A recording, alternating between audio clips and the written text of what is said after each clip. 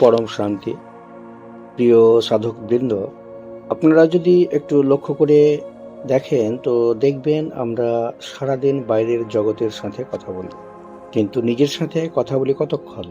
তাই আজকের এই কয়েক মিনিটের সৎসঙ্গে কোনো জাগতিক প্রাপ্তির জন্য বা কোনো তত্ত্বকথা নিয়ে আলোচনা করব না, বরং নিজেদের ভেতরেই সেই নির্ভয় কোণে প্রবেশ করব যেখানে কেবলই রয়েছে অফুরন্ত শান্তি। সংসারের দমকা হাওয়ায় আমাদের মনের আয়না আজ ধুলোবালি আর বিক্ষোভের দাপটে ঝাপসা হয়ে গেছে। তো আসুন আজ এই সৎসঙ্গের মাধ্যমে সেই ধুলো ময়লাগুলো ঝেড়ে ফেলার চেষ্টা করি। আপনারা বাইরের জগৎকে কিছুক্ষণের জন্য দরজার ওপারে রেখে দিন। রাজনৈতিক, সংসার, দুশ্চিন্তা আর আগামীকালকের পরিকল্পনা সবই এখন থাকুক দূরে। আসুন আমরা ডুব দিই নিজের অস্তিত্বের গভীরে, যেখানে নেই কোনো শব্দ, নেই কোনো কোলাহল, আছে শুধু এক পরম স্থিরতা। আজকের এই যাত্রা হোক অন্ধকার থেকে আলোর দিকে এবং অস্থিরতা থেকে অখণ্ড শান্তির দিকে। আমাদের এই জীবন আর মনকে বোঝাতে গিয়ে ঋষিরা এবং মহাপুরুষরা এক অপূর্ব গল্প বলে গেছেন। অবশ্যই গল্পটি আপনাদের সঙ্গে শেয়ার করব। কল্পনা করুন একটি গাছে দুটি পাখি বসে আছে। নিচের ডালের পাখিটি সংসারের নানান ফল খাচ্ছে, কখনো সে ফল মিষ্টি, আবার কখনো তেতো। মিষ্টি ফল খেয়ে সে আনন্দিত হয়, আবার তেতো ফল খেয়ে সে যন্ত্রণায় ছটপট করে। তার চঞ্চলতা আর অস্থিরতার শেষ নেই। কিন্তু ঠিক তার উপরের ডালে বসে থাকা পাখিটি, সে কোনো ফল খাচ্ছে না, সে কেবল শান্তভাবে নিচের পাখিটিকে দেখছে। সেই স্থির, ধীর এবং পূর্ণ প্রশান্তির মগ্ন। আমাদের অবস্থা ঠিক তেমনই। নিচের পাখিটি হলো আমাদের মন, যা সংসারের সুখ দুঃখের ফল খেয়ে কখনো হাসছে, কখনো আবার কাঁদছে। আর উপরের সেই স্থির পাখিটি হলো আমাদের আত্মা বা আমাদের প্রকৃত স্বরূপ। আমরা যদি একবার ওই নিচের ডাল থেকে মুখ ফিরিয়ে উপরের শান্ত পাখিটির দিকে তাকাতে পারি, তবেই আমাদের সব অস্থিরতার অবসান ঘটবে। তাই আজকের এই সৎসঙ্গের উদ্দেশ্য হলো আমাদের সেই অস্থির মনকে শান্ত করে অন্তরের গভীরে থাকা সেই দ্রষ্টা বা পরম শান্তির সাথে পরিচয় করিয়ে দেওয়া। একটি কথা মনে রাখবেন, যা শান্ত তাই কল্যাণময় এবং তাই অদ্বিতীয় পরম সত্য। আপনার ভেতরে যে শান্তিটুকু লুকিয়ে আছে সেটি আপনার আসল সম্পদ। আর সেই সম্পদকে খুঁজে পাওয়ার সংকল্প নিয়ে আমরা প্রবেশ করব আজকের মূল আলোচনায়। আমরা কেন আজ অশান্ত? কেন আমাদের হাতে সব থাকার সত্ত্বেও মনের ভেতরে এক গভীর শূন্যতা কাজ করছে? তো এটি জানার জন্য আমরা এগিয়ে যাব। তো চলুন জীবনের সেই জটিল জটগুলো খোলার চেষ্টা করি। আমরা এক অদ্ভুত সময়ে বাস করছি। আমাদের চারপাশে প্রযুক্তিতে ভরা, হাতের মুঠোয় বিশ্ব, কিন্তু মনের ভেতর এক বিশাল মরুভূমি। আমরা ঘর সাজাচ্ছি দামি আসবাবে, কিন্তু সেই ঘরে প্রশান্তির ঘুম নেই। আমরা পুষ্টিকর খাবার খাচ্ছি, কিন্তু আমাদের মনের ক্ষুধা মিটছে না। আসলে আমরা জীবিকা উপার্জনে এতটাই ব্যস্ত হয়ে পড়েছি যে জীবন যাপন করতেই ভুলে গেছি। আমরা ভাবছি আরো একটু অর্থ, আরো বড় বাড়ি বা সামাজিক প্রতিষ্ঠিত বা প্রতিপত্তি হয়তো আমাদের শান্তি দেবে। কিন্তু আধ্যাত্মিক সত্য হলো বাইরের কোনো বস্তু কখনো ভেতরের অভাব পূরণ করতেই পারে না। আধ্যাত্মিকতায় একটি শব্দ প্রায় ব্যবহার করতে দেখা যায়, মায়া। মায়া মানে যা সত্য নয়, কিন্তু সত্য বলে মনে হয়। আমাদের বর্তমান অস্থিরতা এই মায়ারই খেলা।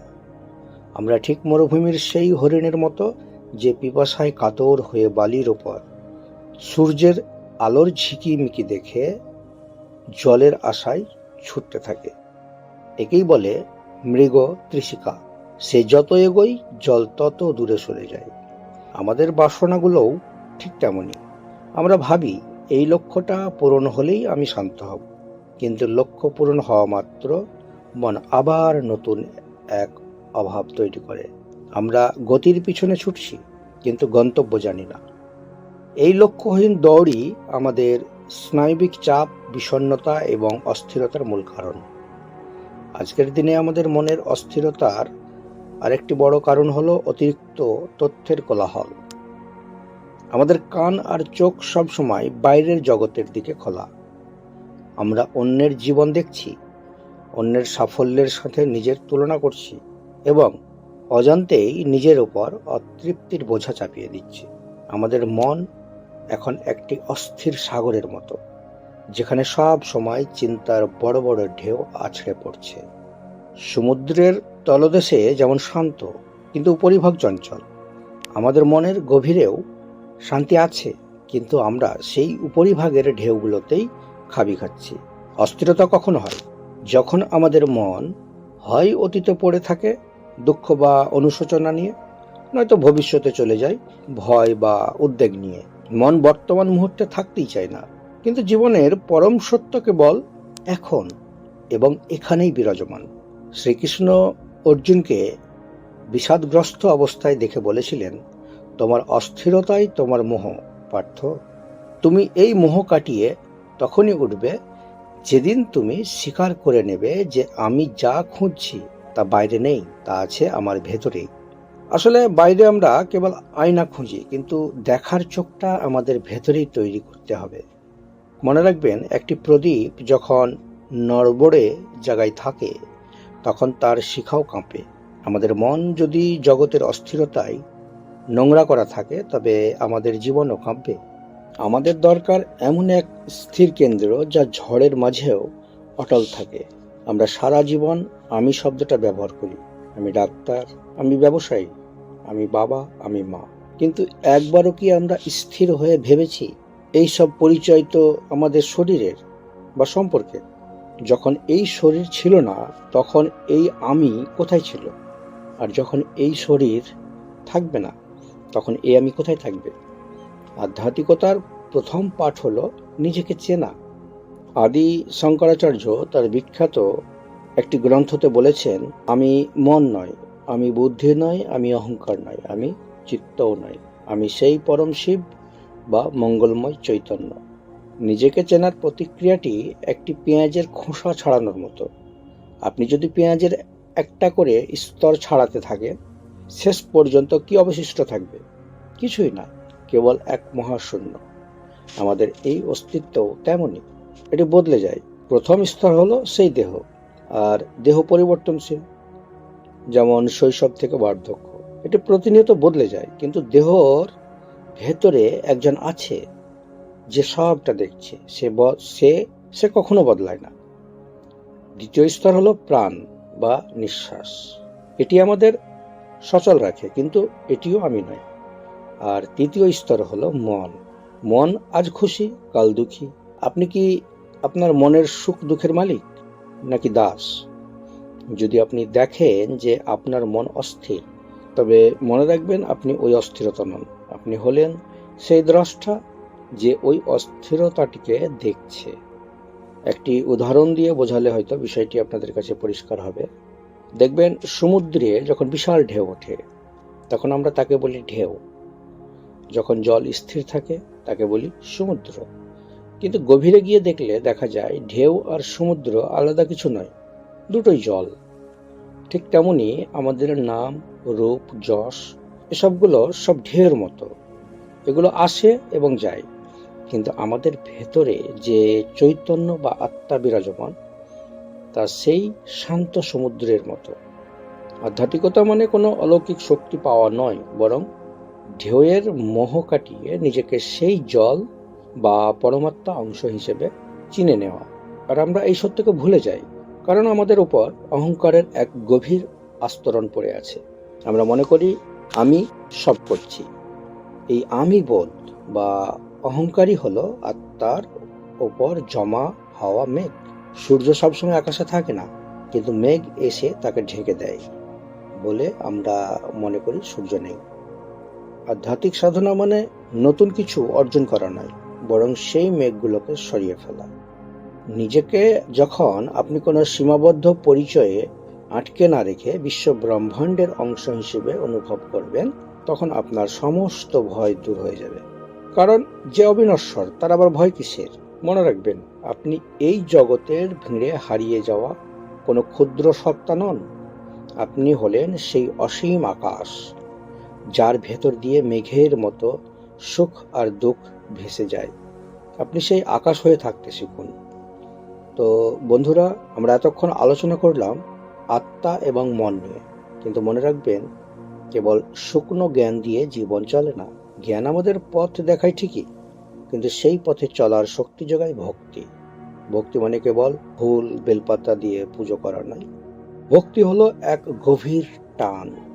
যেমন একটি শিশু তার মায়ের জন্য ব্যাকুল হয়ে ওঠে, যেমন তৃষ্ণার্ত মানুষ জলের জন্য হাহাকার করে, ঠিক তেমনি ঈশ্বরের প্রতি সেই ব্যাকুলতার নামই হলো ভক্তি। জ্ঞান বলে তিনি সর্বব্যাপী, আর ভক্তি বলে তিনি আমার এবং আমি তার।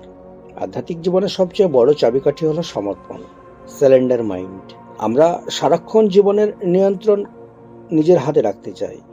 আমরা চাই সবকিছু আমাদের পরিকল্পনা মতো চলুক, আর যখন তা হয় না, তখনই আমরা ভেঙে পড়ি। শ্রীমদ্ ভগবদ গীতায় শ্রীকৃষ্ণ অর্জুনকে শেষ কথাটি কি বলেছিলেন জানেন?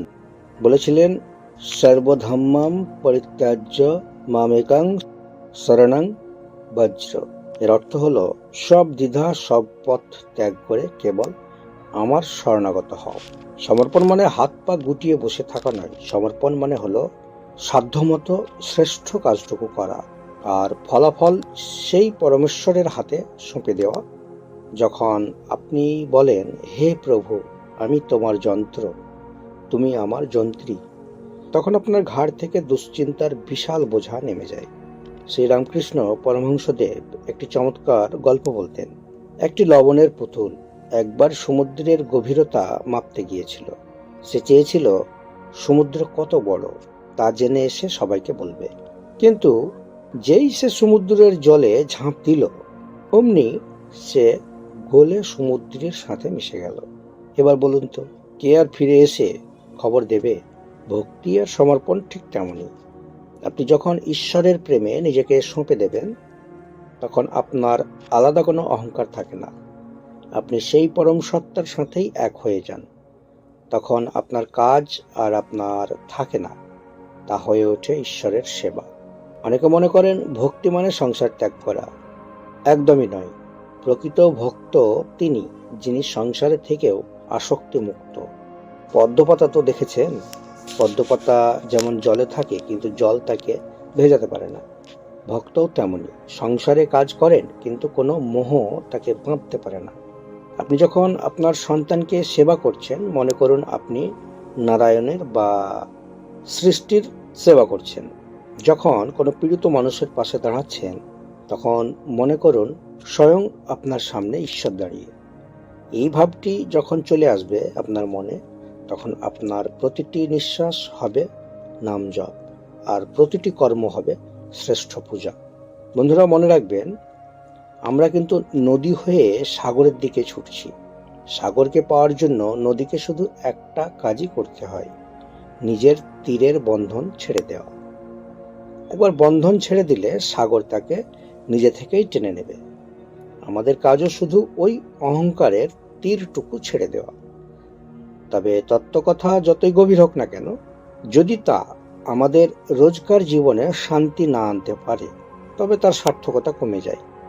সেজন্য আমাদের শিখতে হবে কিভাবে সংসারের ভিড়ে থেকেও আধ্যাত্মিকতাকে ধরে রাখা যায়। আমরা ঘুম থেকে উঠে আগেই ফোনটি খুঁজি, কোথায় আছে, দুনিয়ার খবর নিই। কিন্তু আধ্যাত্মিক জীবন বলে, দিনের প্রথম অন্তত 15 মিনিট সময় রাখুন শুধু নিজের জন্য এবং সেই পরমের জন্য। ঘুম থেকে উঠে বিছানায় বসে অন্তত 2 মিনিট শান্ত হয়ে থাকুন। কৃতজ্ঞতা জানান যে আপনি আরো একটি নতুন দিন উপহার পেয়েছেন। মনে মনে বলুন, হে প্রভু, আজ সারা দিন আমি তোমার যন্ত্র হয়ে থাকতে চাই। আমার কথা এবং কাজের মধ্যে যেন কারো ক্ষতি না হয়। এই একটি ছোট্ট চিন্তা আপনার সারাদিনের মান পরিবর্তন করে দেবে। ধ্যান মানে চোখ বন্ধ করে ঘন্টার পর ঘন্টা বসে থাকা নয়। কাজের ফাঁকেও ধ্যান করা যায়, দিনে অন্তত কয়েকবার। সেটা অফিস ঘরেই হোক বা রান্নাঘরে। 1 মিনিটের জন্য সব থামিয়ে দিন। গভীর একটি শ্বাস নিন এবং ছেড়ে দিন। অনুভব করুন ওই নিঃশ্বাসের সাথেই প্রাণ শক্তি আপনার ভেতরে ঢুকছে। এই 1 মিনিটের সচেতনতা আপনার মনের বিক্ষিপ্ত ঢেউগুলোকে শান্ত করে দেবে। মনে রাখবেন, শান্ত জলেই কেবল চাঁদের প্রতিফলন পরিষ্কার দেখা যায়। লালন ফকিরের একটি গানের কথায় আছে, নিশ্চয়ই শুনেছেন আপনারা, চাঁদের গায়ে চাঁদ লেগেছে, আমরা ভেবে করব। মূল কথা হচ্ছে, মন শান্ত হলে ঈশ্বরকে অনুভব করা যায়। আমাদের অশান্তির বড় কারণ হলো যা পায়নি তার হিসাব করা। আধ্যাত্মিক অনুশীলনের একটি শক্তিশালী অস্ত্র হলো কৃতজ্ঞতা। রাতে ঘুমানোর আগে অন্তত 3টি জিনিসের কথা ভাবুন যার জন্য আপনি কৃতজ্ঞ। হতে পারে তা কোনো ভালো মানুষের সঙ্গ, তৃপ্তিকর খাবার বা একটি সুন্দর সূর্যাস্ত। যখন আপনি কৃতজ্ঞ হতে শেখেন, তখন আপনার অভাব বোধ কমে যায় এবং প্রাচুর্যের বোধ তৈরি হয়। কৃতজ্ঞ হৃদয়েই ঈশ্বর বাস করেন। একটি প্রদীপ একা জ্বললে বাতাসে নিভে যাওয়ার ভয় থাকে, কিন্তু অনেকগুলো প্রদীপ একসাথে থাকলে তার তেজ বেড়ে যায়। আমাদের মন খুবই সহজেই বাইরের নেতিবাচকতার দ্বারা প্রভাবিত হয়। তাই প্রতিদিন অন্তত কিছু সময় ভালো বই পড়ুন, অথবা এমন কোনো ভিডিও বা অডিও শুনুন যা আপনার চেতনাকে ঊর্ধ্বে তুলে ধরবে। মনে রাখবেন, আপনি যা দেখছেন এবং শুনছেন, আপনার মন ঠিক তেমনই আকার ধারণ করে। তাই মনের খোরাক নির্বাচনে সচেতন থাকুন। আধ্যাত্মিকতা কোনো পার্ট টাইম কাজ নয়, এটি একটি জীবনশৈলী। আপনাকে মন্দির বা আশ্রমে যেতে হবে না, আপনার ঘরকেই মন্দির বানিয়ে ফেলুন আপনার পবিত্র চিন্তা আর কর্মের মাধ্যমে। মনে রাখবেন, বড় বড় পরিবর্তনের চেয়ে ছোট ছোট নিয়মিত অভ্যাসই মানুষকে লক্ষ্যে পৌঁছে দেয়। আমাদের অনেকের মনে একটি প্রশ্ন জাগতেই পারে, সংসারে এত ঝামেলা, এত দায়িত্ব, এর মাঝে কি সত্যি আধ্যাত্মিক হওয়া সম্ভব? অবশ্যই সম্ভব। সংসার বাধা নয়, আমাদের আসক্তিই বাধা। সংসার হলো একটি জলধারা, আর সেই জলধারায় মানব নামক একটি নৌকা ভেসে বেড়ায়। নৌকার সার্থকতা জলের ওপর, কিন্তু জল যদি নৌকার ভেতরে ঢুকে যায় তাহলে বিপদ। ঠিক আপনার ক্ষেত্রেও তাই। আপনি সংসারে থাকুন, দায়িত্ব পালন করুন, কিন্তু সংসারের দুশ্চিন্তাগুলোকে মনের ভেতরে ঢুকতে দেবেন না। তো আসুন, আজ আমরা যা আলোচনা করলাম তা পুনরায় একবার সংক্ষেপে আপনাদের মনে করিয়ে দিই। আমরা বুঝেছি যে বাইরের বস্তুতে চিরস্থায়ী শান্তি নেই। আমরা শরীর বা মন নয়, আমরা সেই অবিনশ্বর আত্মা। আমরা কেবল যন্ত্র, যন্ত্রী হলেন সেই পরমেশ্বর। তার উপর ভরসা রাখলে জীবন ভারমুক্ত হয়। প্রতিদিনের সামান্য মনতা, কৃতজ্ঞতা এবং সৎসঙ্গী আমাদের বদলে দেওয়ার জন্য যথেষ্ট। আসুন আমরা সবাই মিলে পরমের কাছে প্রার্থনা করি। চোখ দুটি আলতো করে বন্ধ করুন, মেরুদণ্ড সোজা করে বসুন, একটি গভীর শ্বাস নিন এবং ধীরে ধীরে ছাড়ুন। আর বলুন, হে অন্তর্যামী সর্বব্যাপী, আমাদের অন্তরের অন্ধকার দূর করো, আমাদের মনে এমন বল দাও যেন আমরা সুখে দুঃখে অবিচল থাকতে পারি। আমাদের হাত দিয়ে যেন কারো অনিষ্ট না হয়, আমাদের মুখ দিয়ে যেন কারো মনে আঘাত না লাগে। জগতের প্রতিটি প্রাণী, প্রতিটি উদ্ভিদ, প্রতিটি ধূলিকণা যেন শান্তিতে থাকে। আসুন সেই প্রাচীন ঋষিদের স্বরে সুর মিলিয়ে আমরা বিশ্ব ব্রহ্মাণ্ডের জন্য শান্তি প্রার্থনা করি। হে পরম, আকাশে শান্তি থাকুক, অন্তরিক্ষে শান্তি থাকুক, পৃথিবীতে শান্তি থাকুক, জলে, ঔষধি ও বনস্পতিতে শান্তি থাকুক, বিশ্বের সকল দেবতাই শান্তি থাকুক, ব্রহ্মে শান্তি থাকুক, সর্বত্র শান্তি বিরাজ করুক এবং সেই শান্তি আমাতেও আসুক। আজকের এই সৎসঙ্গ এখানেই সমাপ্ত হলো, কিন্তু আমাদের ভেতরের এই শান্তির যাত্রা যেন আজ থেকে শুরু হয়। আপনারা যারা এতক্ষণ সময় নিয়ে এই আলোচনা শুনলেন, আপনাদের ভেতরের সেই ঈশ্বরীয় সত্তাকে আমি পুনরায় প্রণাম জানাই। ভালো থাকুন, শান্তিতে থাকুন। আপনাদের চারপাশের জগৎকে আপনার উপস্থিতির মাধ্যমেই আরও একটু সুন্দর করে তুলুন। আমার আন্তরিক কামনা, মুক্ত হোক সমগ্র সৃষ্টি, স্থির হোক সকল মন, পরম শান্তির স্রোতে প্রবাহিত হোক সমগ্র মানবের হৃদয় স্থান। পরম শান্তি।